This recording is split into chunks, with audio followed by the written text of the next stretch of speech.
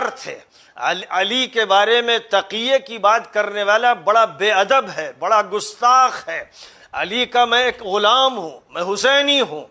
میں حضرت حسین کی اولاد میں ہوں. میں ڈنکے کی چوٹ پر کہہ رہا ہوں، میرا نسب نامہ جو چاہے نیٹ پر دیکھ لے. میں تقیہ اختیار نہیں کر سکتا. میں نے آل سعود کے خلاف جنگ چھیڑی، میں نے آل نہیان کے خلاف جنگ چھیڑی، حکومتوں کے خلاف میں نے جنگ چھیڑی. جب میں ایک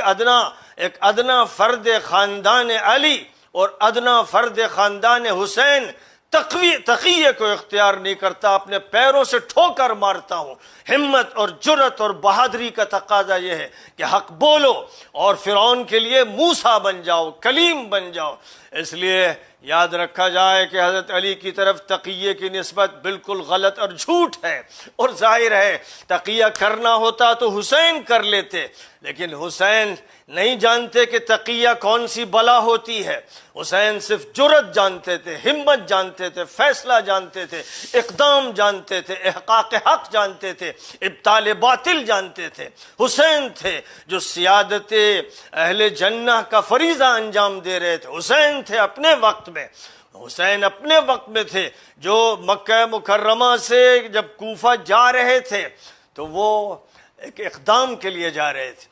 وقت کی جابر و ظالم حکومت کو اکھاڑ پھینکنے کے لیے جا رہے تھے. ان کا یہ پیغام ہے اور یہی پیغام ہر دور میں رہے گا. جو حسین کو مانتا ہے اس کو پھر یہ جاننا چاہیے کہ ماتم جائز نہیں. اس کو یہ معلوم ہونا چاہیے کہ تعزیہ نام کی کوئی بلا اسلام میں نہیں ہوتی، شریعت میں نہیں ہوتی. اسے معلوم ہونا چاہیے کہ نبی نے فرمایا انا بریء ممن سلق و خرق و حلق. جو انسان بھی شور مچائے، گریبان چاک کرے اور بال مونڈ دے اور سینہ کوبی کرے، میرا اس سے کوئی تعلق نہیں. وہ حضرات جو اپنے کو شیعہ کہتے ہیں، میں نے آپ سے بار بار درخواست کی اور ایران میں تہران میں اس کی یونیورسٹی کی کانفرنس میں جہاں سنی بھی تھے اور شیعہ بھی تھے، ان سے میں نے کہا کہ سنیت اور شیعت کے جنازے نکال دیجئے اور اسلام اسلام اسلام بولیے. اپنا تعارف مسلم ہونے کی حیثیت سے کرائیے، قرآن کو حجت مانیے، مرجع مانیے، اور اس کے بعد حضور پاک علیہ السلام کی سیرت اور سنت کو، جس پر آپ کا اور آپ کا یعنی دونوں فرقوں بقیہ تمام فرقوں کے علماء کا اتفاق ہو. جہاں سنت میں اختلاف رائے ہو تھوڑی دیر کے لیے اس کو الگ رکھ دیجئے، لیکن جن حدیثوں پر حضور پاک علیہ السلام کی سیرت کے جن پہلوؤں پر اتفاق ہے دونوں حلقے کے علماء کو، اس کو مضبوطی سے تھام لیجئے. 5 وقت کی نماز کا اہتمام کرنا ہے، رمضان کے روزے رکھنا ہے، حج کرنا ہے، عمرہ کرنا ہے، زکوٰۃ دینا ہے، قرآن کی تلاوت کرنا ہے، قرآن پر تدبر کرنا ہے، اور نبی پاک کی سیرت کو خاص طور پر قرآن کی شرح کے طور پر سامنے رکھنا ہے. اور میں خاص طور پر ان سے کہوں گا جو محرم منا رہے ہیں، سینہ کو بھی چھوڑ دو. تمہیں یہ کرنا چاہیے کہ جس طرح حسینی قافلہ نکلا تھا فوجیوں کی طرح، فوجی اسپرٹ کے ساتھ جہاد کے لیے، وقت کی ظالم طاغوتی مجرم حکومت کے خاتمے کے لیے، آج تم شیعہ صاحبان محرم اور تعزیے کے ان ایام میں اور ماتم کے ان ایام میں یاد رکھو کہ نبی نے ماتم نہیں کیا، علی نے ماتم نہیں کیا، حسن حسین نے ماتم نہیں کیا، جعفر نے اور باقر نے اور زید نے اور دیگر حضرات نے ماتم نہیں کیا. وقت کی حکومتوں سے ٹک کر لی. کسی نے اپنی حکمتوں کے ذریعے، اپنے کلام کے ذریعے اور اپنی شہادتوں اور گواہیوں کے ذریعے، اور کسی نے میدانی جہاد کے ذریعے جیسے حضرت زید نے کیا اور جیسے حضرت ذوالنفس زکیہ نے کیا اور جیسے حضرت ابراہیم نے کیا اور جیسے حضرت یحییٰ نے کیا.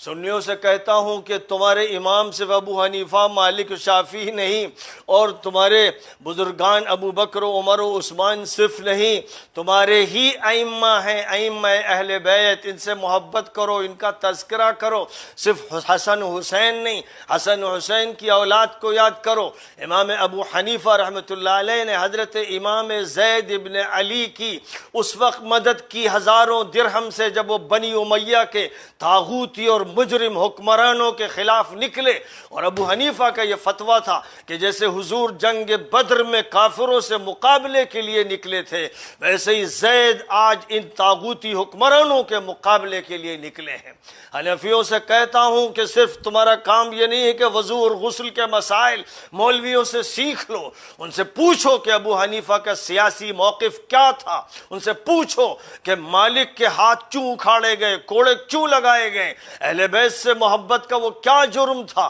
ان سے پوچھو کہ شافعی کو یمن میں گرفتار کر کے بغداد کیوں لایا گیا، ہتھکڑیاں اور بیڑیاں کیوں پہنائی گئی، اہل بیت کی محبت کا جرم تھا۔ اس لیے یاد رکھیں سنی کہ تمہارے لیے زید بن علی، علی زین العابدین، محمد الباقر، جعفر صادق، موسیٰ کاظم اور دیگر حضرات، یہ سب تمہارے امام ہیں۔ اور اگر تمہیں ایک طرف کی امامت کے بارے میں کچھ شک ہے اور دوسری طرف کی امامت کے بارے میں تمہیں اطمینان ہے کہ ایک طرف امام ابو حنیفہ کہتے ہو اور ایک طرف امام شافعی کہتے ہو، لیکن نبی پاک علیہ السلام کے جو نواسے اور پر نواسے، ان کے بارے میں امام کے لفظ سے تمہیں دشواری ہوتی، تو یاد رکھو اگر یہ مانا جاتا ہو کہ امام معصوم ہوتا ہے تو ظاہر ہے کہ تمہارے یہاں خلیفہ بھی معصوم نہیں ہوتا، نہ خلیفہ معصوم ہوتا ہے نہ امام، لیکن اولیاء کو تم کہتے ہو کہ وہ محفوظ ہوتے ہیں، نبی معصوم ہوتے ہیں، تو یہی مان لو کہ علی ولی المؤمنین اور پھر ان کے بعد جن کے بارے میں حضور نے فرمایا کہ وَعِطْرَتِي اہل بیتی، وہ محفوظ ہوتے ہیں۔ لہذا معصوم نہ کہو، محفوظ کہو۔ اولیاء کو اگر محفوظ کہتے ہو تو کم از کم یہ ایسے اولیاء ہیں جن کی ولایت کا اعلان حضور نے فرما دیا۔ اس لیے جو کچھ کرنا ہے وہ یہ، میں یہ کہوں گا کہ محرم کی مجلسوں کی جگہ فوجی ٹریننگ لو، تم تیاری کرو، جس طرح بڑی بڑی ٹریننگ کے سینٹر RSS کے ہیں، تم آج کے محرم کے ایام میں ٹریننگ کے سینٹر بناؤ، تم اپنی فوجی تربیت حاصل کرو، تم گھوڑ سواری کرو، تم تعزیے لے کر اونٹوں پہ بیٹھ کر اور گھوڑوں کے مظاہرے کر کے تماشے مت دکھاؤ، تم ملک کی قسمت کو تبدیل کرنے کے لیے اٹھو۔ جو کام حضرت حسین نے، جو کام امام حسین نے، جو کام اپنے دور کے سید الشہداء حسین نے کرنا چاہا تھا، جس حکومت سے ٹکر لینی چاہیے تھی، وہ تمہارا کام ہے۔ جہاں ظلم دیکھو، ظلم حرمین کی سرزمین پر ہو رہا ہو، ظلم تمہارے پڑوس میں ہو رہا ہو، ظلم ایران میں ہو، ظلم پاکستان میں ہو، ظلم ہندوستان میں ہو، ہر ظلم کے خلاف پوری قوت کے ساتھ ایک متحد صف بن کر سامنے آ جاؤ۔ ابھی 5 اگست کو رابطہ عالم اسلامی میں شیعہ سنی اتفاق کی ایک کانفرنس ہوئی، اور اسی کی ترجمانی کرتے ہوئے دلی میں ہمارے پرسنل لا بورڈ کے صدر اور جمعیت العلماء کے صدر اور ملی کونسل کے صدر اور مجلس مشاورت کے صدر اور کشوشا کے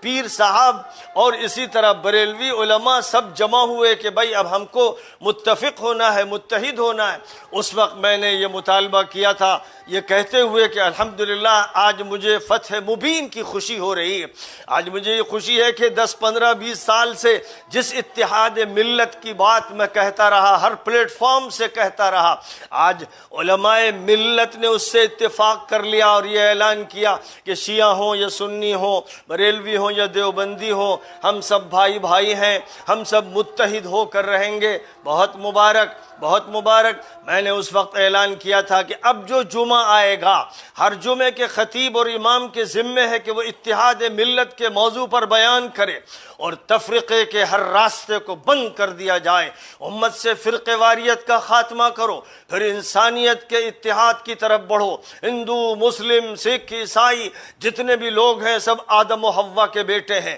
سب ایک ایشور کے بندے ہیں، ایک مالک و پروردگار پروردگار سے تعلق رکھتے ہیں، لہذا سب کو انسانیت کا سبق دو، سب کو ماں نوتا کی لڑی میں پرو دو، اور سب کو سمجھو کہ یہ بھی بھائی بھائی ہیں۔ ان انسانی بھائیوں کو حق کی طرف لانا ہے، اور ہر شخص کو اپنی بات سلیقے سے اور حکمت سے کہنا ہے۔ تو ضرورت اس بات کی تھی، آج اللہ کا فضل ہے کہ یہ بات عالمی سطح پر سنی جا رہی ہے۔ ترکی ایک سنی ملک ہے اور افغانستان کٹر سنی ملک ہے، لیکن آج یہ دونوں ملک ایران کے دوست ہیں۔ آج ایران اور ترکی اور طالبان یہ سب ایک جگہ کھڑے ہوئے ہیں، ان کے درمیان تفریق پیدا کرنے والے ناکام ہو رہے ہیں، اور جو سنیت اور شیعت کے نعرے لگا کر ہمیشہ زہر ڈالتے رہے اور فتنے بوتے رہے، آج ان کی زبانیں گنگ ہو گئی ہیں۔ اور اب ظاہر ہے کہ جب مولانا رابع صاحب، مولانا ارشد صاحب اور جناب اشرف کچوچوی صاحب اور مولانا توقیر رضا صاحب اور کلب جواز صاحب جب سب ایک ہی جگہ جمع ہو گئے، ایک پلیٹ فارم پر اکٹھا ہو گئے اور یہ طے کیا کہ ہم بھائی بھائی ہیں، ہمارے مسلک کا اختلاف ہو سکتا ہے لیکن اس اختلاف سے کوئی نزاع نہیں ہونا چاہیے، یہ جو فیصلہ کیا جا رہا ہے عالمی سطح پر، خدا کرے مخلصانہ ہو۔ اگر یہ مخلصانہ فیصلہ ہوگا تو ایک انقلاب برپا ہو جائے گا، اگر خدا نہ خواستہ ظاہرداری ہوگی یا نمائش ہوگی تو یہ امت ٹوٹ جائے گی، اور اس امت کے خلاف اس وقت فتنوں کی بارش ہے، اور زمین سے فتنے ابل رہے ہیں اور آسمان سے فتنے برس رہے ہیں۔ اس موقع پر وَاعْتَصِمُوا بِحَبْلِ اللَّهِ جَمِيعًا وَلَا تَفَرَّقُوا کے سبق کو مضبوطی سے یاد رکھنا ہے کہ اللہ کی رسی کو سب مل کر مضبوطی سے تھام لیں۔